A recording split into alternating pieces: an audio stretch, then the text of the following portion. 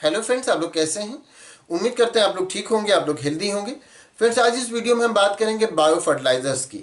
तो bio fertilisers को समझने के लिए सबसे पहले हम थोड़ा सा केमिकल फर्टिलाइजर के बारे में बात कर लेते हैं, फिर उसके बाद बायो फर्टिलाइजर की बात करते हैं। तो केमिकल फर्टिलाइजर, जिसे आमतौर से फर्टिलाइजर्स कहा जाता है, तो ये फर्टिलाइजर्स क्या होते हैं। फर्टिलाइजर्स कुछ केमिकल्स होते हैं। इन केमिकल्स को सॉइल में ऐड कर दिया जाता है। जब सॉइल में ऐड कर दिया जाता है तो जो प्लांट होते हैं वो उस न्यूट्रिएंट मटेरियल को, उस ऐड हुए न्यूट्रिएंट मटेरियल को क्या करते हैं, एब्जॉर्ब कर लेते हैं। मतलब ये कि सॉइल में फर्टिलाइजर्स को ऐड किया गया, उन फर्टिलाइजर्स ने उस सॉइल की फर्टिलिटी बढ़ा दी, उसमें न्यूट्रिएंट मटेरियल को ऐड कर दिया। अब उसको प्लांट क्या करेंगे, एब्जॉर्ब कर लेंगे।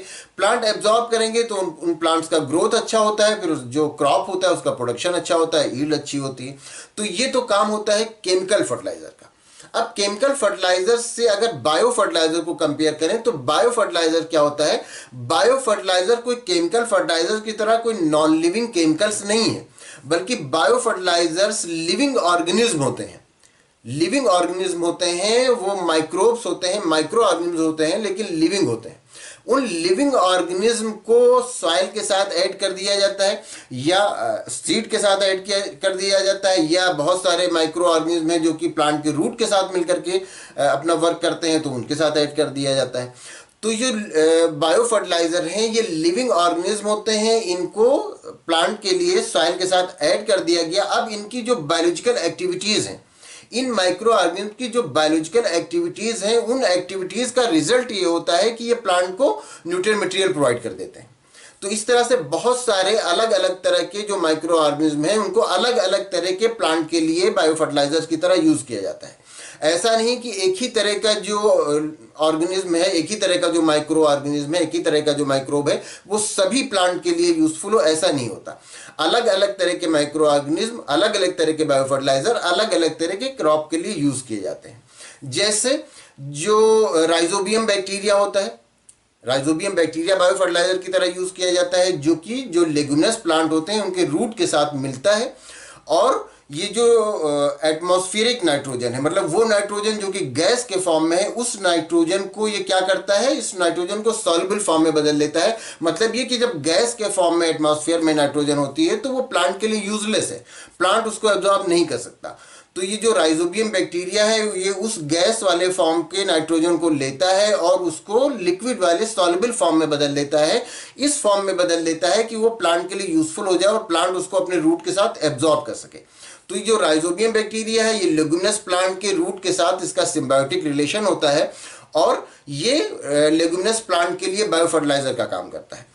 तो राइजोबियम बैक्टीरिया कहाँ यूज किया जाएगा, लेगुमिनस प्लांट में यूज किया जाएगा। मतलब राइजोबियम बैक्टीरिया वाला जो बायो फर्टिलाइजर है, ये किसके लिए यूज होगा, ये लेगुमिनस प्लांट के लिए यूज होगा। इसी तरह से अगर हम एजिटोबैक्टर की बात करें तो एजिटोबैक्टर जो होता है ये भी नाइट्रोजन फिक्स करता है, और ये किस तरह के क्रॉप में यूज किया जाता है, जैसे व्हीट है, मेज है, पोटैटो है, उसमें भी यूज किया जाता है। तो ये अलग अलग तरह के जो माइक्रो ऑर्गेनिज्म होते हैं वो अलग अलग तरह के प्लांट के लिए यूजफुल होते हैं। कुछ माइक्रो ऑर्गेनिज्म या कुछ बायो फर्टिलाइजर सॉइल के साथ मिलकर के अपना फंक्शन करते हैं, कुछ प्लांट की जो सीड होती है, सीड के साथ मिलकर के अपना फंक्शन करते हैं, कुछ रूट के साथ मिलकर के अपना फंक्शन करते हैं। तो अलग अलग माइक्रो ऑर्गेनिज्म अलग अलग तरह के प्लांट के लिए यूजफुल होते हैं, उनको उसी के अकॉर्डिंग कहा जाता है कि ये उसका बायो फर्टिलाइजर है। तो बायो फर्टिलाइजर क्या होते हैं, बायो फर्टिलाइजर लिविंग ऑर्गेनिज्म होते हैं जो कि फर्टिलाइजर की तरह यूज किए जाते हैं। वो प्लांट के लिए न्यूट्रिएंट मटेरियल प्रोवाइड करते हैं, इसलिए उसको फर्टिलाइजर की तरह यूज किए जाते हैं। और ये जो है, अगर इनको आप केमिकल फर्टिलाइजर से कंपेयर करेंगे तो केमिकल फर्टिलाइजर्स के लिए के बहुत सारे नेगेटिव इफेक्ट भी होते हैं।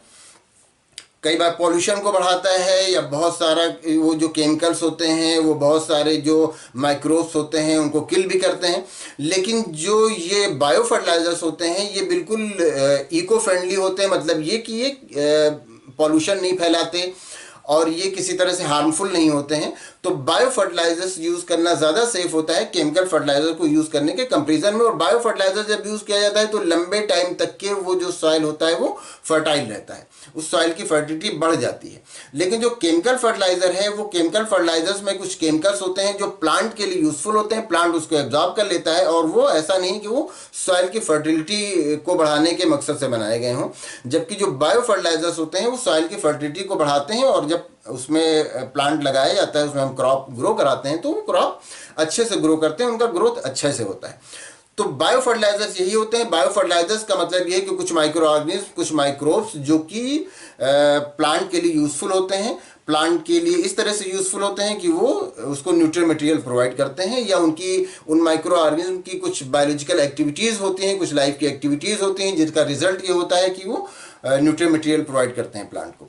तो इन्हीं को कहा जाता है बायो फर्टिलाइजर। मतलब इन लिविंग ऑर्गेनिज्म को ही बायो फर्टिलाइजर के तौर पर यूज़ किया जाता है। जैसे राइजोबियम बैक्टीरिया हो गया, या एजोटोबैक्टर है, या नॉस्टॉक है, बीजीए है, ये सब जो बायो फर्टिलाइजर की तरह यूज़ किए जाते हैं।